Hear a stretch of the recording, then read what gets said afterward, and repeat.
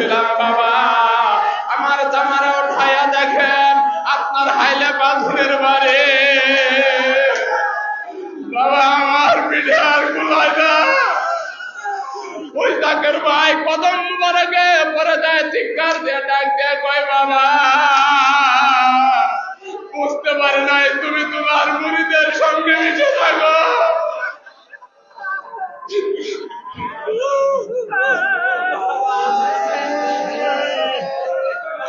তোমার পাক আম্মা বাপ আল্লাহ পাকের দরবারে অসংখ্য কোটি শুকরিয়া আদায় করি যে মহান আল্লাহ রাব্বুল আলামিন মহাপবিত্র উরুস শরীফে আমাদেরকে শামিল করেছেন।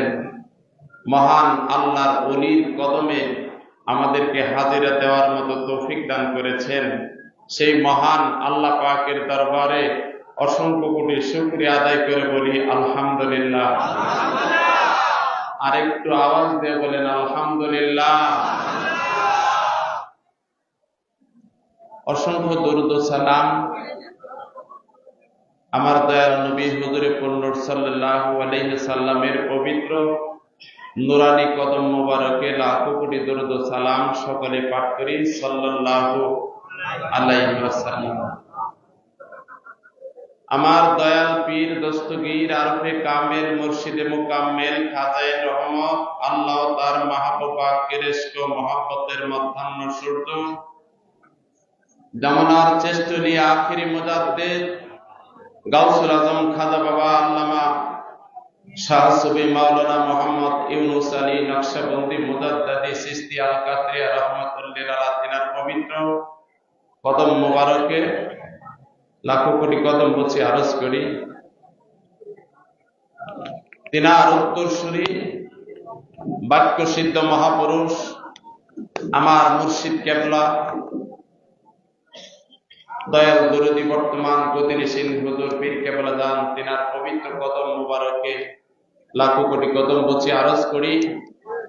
উপস্থিত মঞ্চে উলামায়ে কেরাম দূর দূরান্ত থেকে পঙ্গপালের মতো আমার খাজা বাবার আশিকান জাকেরান পদ্মার আড়ালে অবলা সতী সাধবী মা ও ভগ্নীগণ সকলের কাছে আমি গুনাহগার সালাম জানাই। আসসালামু আলাইকুম ওয়া রাহমাতুল্লাহি ওয়া বারাকাতুহু।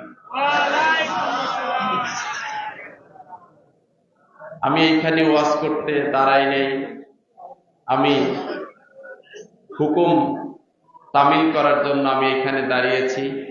আমি কোনো ওয়াজিং নয়, আমি খাজা এনায়েতপুরীর একজন নগণ্য গোলাম হিসেবে দাবি করি। গোলাম হতে পারছি কিনা আমি জানি না। আমার জীবনে কোনো ইবাদত বন্দেগী নাই যে আমি আল্লাহর ওলির কদমে হাজির হয়েছি যে বাবা এনায়েতপুরী আমি এই আমল করেছি, এই কিছু করেছি। আমার এরকম কোনো সাধনা নাই, বদর নাই। কিন্তু আমার একটা বল ভরসা যে বাবা তুমি যদি দয়া করো ডুবা নৌকা ভেসে যাও, তুমি যদি দয়া করে কোন মুরিদের দিকে তাকাও, ওই মুরিদের কালবের ভিতরে আল্লাহ আল্লাহ আল্লাহ জিকির জারি হয়ে যায়। চিৎকার দিয়ে বলেন সুবহানাল্লাহ। আপনারা জীবনে অনেক ওয়াজ শুনেছেন, অনেক আলোচনা শুনেছেন, কিন্তু আমরা যে দরবার শরীফে এসেছি এই দরবার শরীফে আপনারা দোয়ার ভিতরে শুনেছেন যে এই দরবার শরীফে যারা আসে পাপের বোঝা মাথায় নিয়ে আসে, পাপের বোঝা ফেলে পুণ্যের বোঝা নিয়ে নেক মানুষ হয়ে জান্নাতি মানুষ হয়ে আবার বাড়িতে ফিরে। এটা খাজা এনায়েতপুরী রহমতুল্লাহ আলাইহির বাণী। বাবা আমার মুরিদান আশিকান তারা পাপের বোঝা নিয়ে দরবার শরীফে আসে, আবার নিষ্পাপ হয়ে বাড়িতে ফিরে। মিয়া ভাইরা আমার, শুনছেন কি শুনছেন না? এটার কারণটা কি? এটার কারণটা হলো আপনি যখন আল্লাহর ওলির কদমে গেলেন, আল্লাহর ওলির সহবতে গেলেন, আল্লাহর ওলির নুরানি জামাল মুবারক দেখে আল্লাহ রাব্বুল আলামিন আপনার সব পাপগুলো ক্ষমা করে দিবেন। মিয়া ভাইরা আমার, এই দরবার শরীফে এসে তওবা করেছি, তওবা করছি কি করি নাই? কি বলেন, করছি কি করি নাই? এই যে জীবনের পাপগুলো মোচন হয়ে গেল, আল্লাহ তোমার বন্ধুর দরবারে যায় তওবা করলাম, তোমার বন্ধুর দরবারে এসে আমরা তওবা করলাম, আল্লাহ তুমি মাফ করে দাও। আল্লাহর দরবারে চাইতে দেরি হবে, কিন্তু তার ওই বান্দার হাত কবুল হইতে দেরি হবে না। খাজা এনায়েতপুরী রহমতুল্লাহ আলাইহি মহান আল্লাহর ওলি জিন্দা পীর, আমরা বলি জিন্দা পীর। মিয়া ভাইয়ের আমার, আটলান্টিক মহাসাগর থেকে যদি সালামত খা উদ্ধার পাইতে পারে, মাওলানা ফিরোজী সাহেব উনি আফ্রিকার জঙ্গল থেকে যদি রক্ষা পাইতে পারে, খাজা এনায়েতপুরী রক্ষা করতে পারে, আমি কেন মুক্তি পাবো না? নাকি বলেন? আমরা মুক্তি চাই কি চাই না? মুক্তি চাই কি চাই না? আল্লাহর ওলির কদম শক্ত করে ধরে মিয়া ভাইয়ের আমার মুহাব্বতে মদিনাওয়ালা রাহমাতাল লিল আলামিনের উপরে দুরূদ শরীফ পড়েন, আল্লাহুম্মা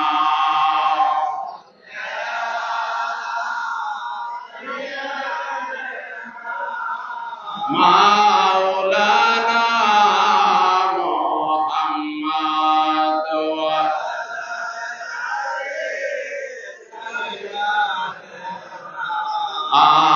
মাওলানা।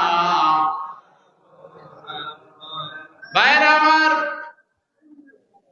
আল্লাহর ওলি গাউসুল আজম খাজা বাবা আল্লামা এনায়েতপুরী রহমাতুল্লাহ আলাইহির জীবনী আদর্শ আলোচনা করলে পাওয়া যায়, কোন একটা মুরিদ যদি ঘরের কোণে, ভাঙ্গা ঘরের কোণে বসে বসে খাজা এনায়েতপুরীর বাড়িতে খয়া চোখের পানি ছেড়ে দিয়ে বাবা বাবা বলে ডাক দেয়, আমার খাজা এনায়েতপুরী ওই ভাঙ্গা ঘরে হাজির হয়ে যায়।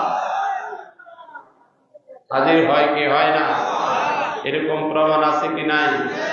মিয়া ভাইরা আমার, কত বড় বড় আলেম ওলামাগণ খাজা এনায়েতপুরীর কাছে আসে খাজা এনায়েতপুরীর চেহারা মুবারক দেখে বায়াত পড়লো।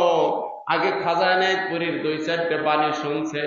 খাজা এনায়েতপুরী এমন একটা সুর দিয়েছেন, এমন একটা বাণী তার কানের ভিতরে যখন পৌঁছে গেছে, বাবা বাবা বলে যখন সম্বোধন করছে, মানুষটার আত্মা শীতল হয়ে গেছে। বাবারে, আমি গুনাহগার, হাদিস কোরআন দিয়ে যদি একটা মানুষকে বোঝায়, ওই মানুষটা বুঝতে চাবে না। বড় পীর আব্দুল কাদের জিলানী আল বুগদাদি রাহমাতুল্লাহ আলাইহির জীবনী পড়ে দেখলাম, তিনার একটা ছেলে ছিল, কোরআনের তাফসীর করতেছে, মানুষ শুনে না। বড় পীর আব্দুল কাদের জিলানী আল বুগদাদি রাহমাতুল্লাহ আলাইহি কিছুক্ষণ পরে মানুষ যখন শুনে না, ওনার ছেলে চলে গেছে, মঞ্চ থেকে চলে গেছে। কিছুক্ষণ পরে বড় পীর আব্দুল কাদের জিলানী আল বুগদাদি রাহমাতুল্লাহ আলাইহি মঞ্চে চলে আসছে। আইসা তার বাড়ির ঘরের খবর বলতেছে, আজকে সিগার পাতিলের ভিতরে দুধ রাখছিলাম, এই দুধরা বিড়ালে খেয়ে ফেলেছে। এই কথা বলার সঙ্গে সঙ্গে মানুষ চিৎকার দিয়ে হাওয়া করে কেঁদে উঠছে। বড় পীর আব্দুল কাদের জিলানী আল বুগদাদি রাহমাতুল্লাহ আলাইহির সন্তান জিজ্ঞাসা করলো, আব্বা জান, আমি কোরআন থেকে তাফসীর করতেছি, আব্বা জান আমার তাফসীর শুনে না, আর আপনি আমাদের বাড়ির ঘটনাটা বললেন, এটা একটা সাধারণ ঘটনা, কিন্তু মানুষ হাউমাউ করে কান্দে বাবা, এটার কারণটা কি আমি জানতে চাই। বড় পীর আব্দুল কাদের জিলানী আল বুগদাদি রাহমাতুল্লাহ আলাইহি ডাক দিয়ে বললেন, বাবা তুমি এলেমের অহংকার নিয়ে মঞ্চে উঠছিলা, বাবা এলেমের অহংকার দিয়ে মানুষের অন্তরের ভিতরে ঢোকা যাবে না। বাবা আমি আমার রাসূলের কদম ধরে যখন আমি আমার বাড়ির ঘটনা বলে দিয়েছি, বাবা ওই মানুষটার কলিজার ভিতরে লাগছে, ওই মানুষটার কালবের ভিতরে আমার রাসূলের মহব্বত পয়দা হয়ে গেছে, ঠিক কিনা? দয়াল বাবা গো বাবা, বসাইলা তোমার প্রেমের খাজা বাবা গো বাবা, বসাইলা তোমার আল্লাহুম্মা সাল্লি আলা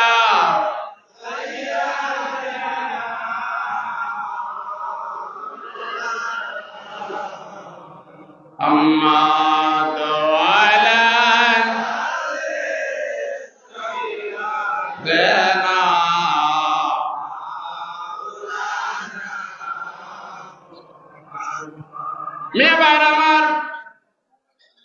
মসজিদের নববীর ভিতরে আল্লাহর হাবিব সাল্লাল্লাহু আলাইহি সাল্লাম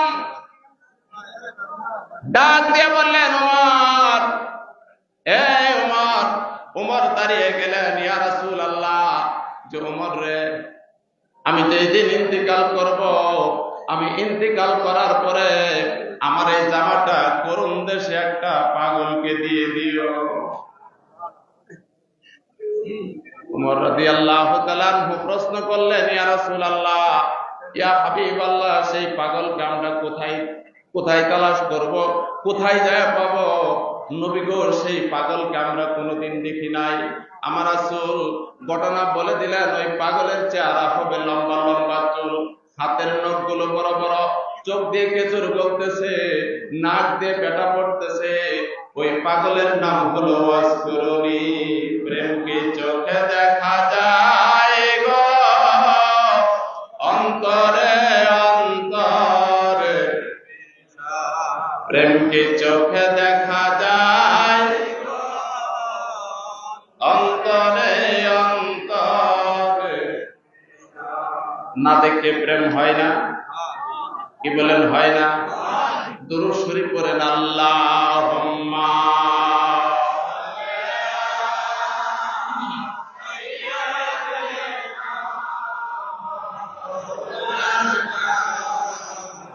আম্মাদু আলা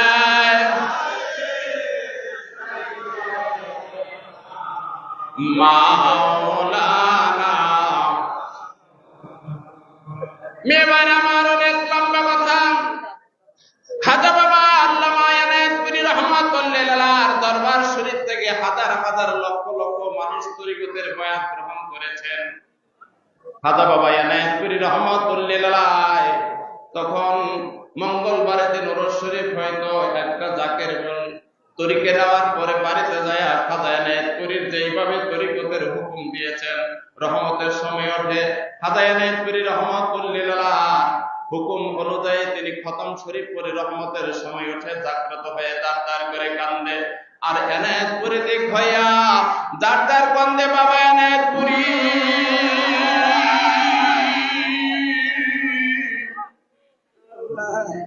খাজা বাবা ইনায়েতপুরী বলে কান্দে। ওই জাকের বোন কান্দতে কান্দতে ঘরের ভিতরে অস্থির হয়ে গেছে, কান্দতে কান্দতে অস্থির হয়ে গেছে। ফজরের নামাজ শেষ করেছে, মোরাকাবা বসেছে, দেখে যে খাজা ইনায়েতপুরী তার ভাঙ্গা ঘরের ভিতরে হাজির হয়ে গেছে। পীর যখন মুরিদের সামনে হাজির হয়ে যায়, দুনিয়ার কোনো কিছু মনে থাকে না। খাজা বাবা আল্লামা ইনায়েতপুরী রাহমাতুল্লাহি আলাইহি যার ভাঙ্গা ঘরে হাজির হয়ে গেছে, দুনিয়ার ওই মুরিদরে বুঝছে পীর কত বড় জিনিস। বাবারে, স্বামী হাল বাইতে গেছে, দুপুর বেলা হয়ে গেছে, বেলা দ্বিপ্রহর হয়ে গেছে, বাড়িতে চলে আসছে। স্বামী ডাক দিছে, বিবিকে ডাক দিছে, বিবি ডাক শুনে নাই। ঘরের ভিতরে যায় দেখে মুসল্লা বিছায় বসে বসে কাঁদতেছে। পিছন দিক থেকে যাইয়া রাগান্বিত হইয়া 3টে বাড়ি দিয়েছে। উপতি হইয়া বিবি ডাক দিয়া কয়, স্বামী গো, আপনি আমাকে কেন মারতেছেন? কি হয়েছে আপনি বলে বলুন। স্বামী ডাক দিয়ে বলতেছে, বিবি, আমি তোকে ডাকতেছি, তুই কেন শোনস না? বিবি বলতেছে, স্বামী গো, আমি শুনতে পারি নাই, আপনি তো জানেন না আমাদের বাড়িতে খাজা ইনায়েতপুরী আসছিল। বাবা যাইও আমার বাড়ি, বাবা যাইও আমার বাড়ি, সামনে বসাইয়া যাইব নবীর ইশকের জারি। প্রাণের বাইরে আমার বিবি ডাক দিয়া কয়, স্বামী গো, একটু অপেক্ষা করেন, আপনি হাত মুখ ধৌত করে আসেন, আমি তাড়াতাড়ি রান্না করে দেই, আপনি মনে কষ্ট নেবেন না। স্বামী গোসল করতে গেছে, বিবি তাড়াতাড়ি ভাত রান্না করে, তরকারি রান্না করে স্বামীর সামনে দিয়ে বলতেছে, স্বামী গো আপনি খানা খান, আপনি খানা খান। গায়ে বাতাস দেয় আর ডাক দিয়ে কয়, আপনি মনে কষ্ট নেবেন না। আমি যখন যাই নামাজে বসেছি, আমার পীরের পুরি বাবা আমার ভাঙ্গা করে এসেছিল। স্বামী গো দুনিয়ার কোনো কিছু মনে নাই, দুনিয়ার কোনো কিছু আমার মনে নাই, আপনি মনে কষ্ট দিবেন না। স্বামীর কাছে কয়েকদিন পরে কিছু নজরানা দিয়ে পাঠাই দিয়েছে। স্বামী গো বেশ কয়েকদিন হয়ে যা, আপনি এনায়েতপুরে যান না, আপনি এনায়েতপুরে যান, আমার দয়াল বাবার কাছে যান, কিছু নজরানা করা হয়েছে। নজরানা গুলো দিয়ে পাঠাই দিয়েছে। খাজা বাবা এনায়েতপুরে এসে ওরা তলায় টুল মোবারকে বসে আছে।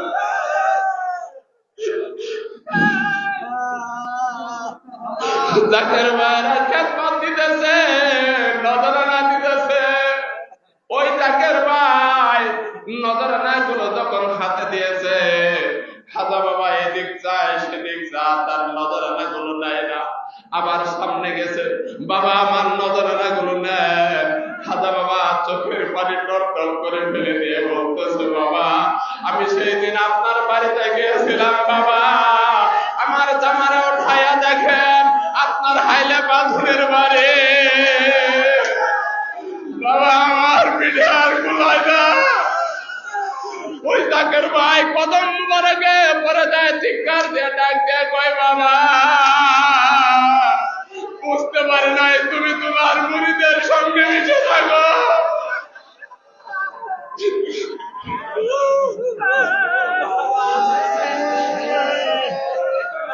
তোমার পাগল তুমি মায়ের গো বাবা,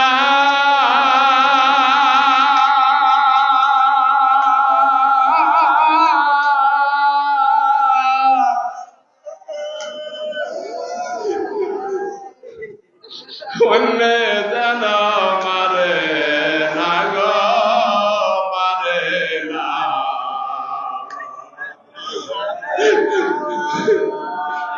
তোমায় আমি জানি না বাবা গো,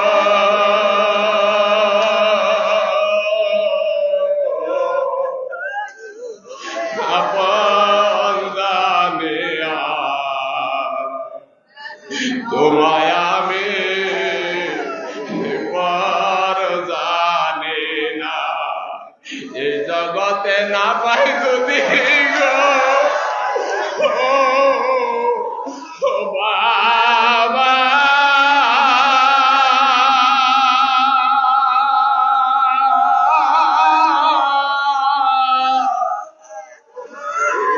আমি নিদান কালে জানা পাই দেখা গো, পাই দেখা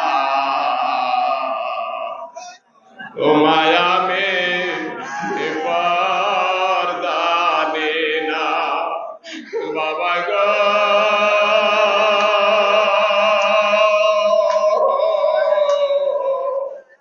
আপন জানিয়া তোমায় আমি এবার জানি না। আমার শরীর রক্ত মাংসে ভরা, এর মধ্যে ভুল ভ্রান্তি ভরা। আমি আপনাদের কাছ থেকে খেদমত থেকে বিদায় দিচ্ছি। আমার কোনো কথায় যদি কোনো ভাই কষ্ট পেয়ে থাকেন, আল্লাহর হস্তে আমাকে ক্ষমা করে দেবেন, আমার জন্য দোয়া করবেন। সারা জীবন যেন আমি গোলামি করতে পারি, এই দোয়া চেয়ে আমি আমার সংক্ষিপ্ত বক্তব্য এখানে শেষ করছি। আসসালামু আলাইকুম ওয়া রাহমাতুল্লাহি ওয়া বারাকাতুহু।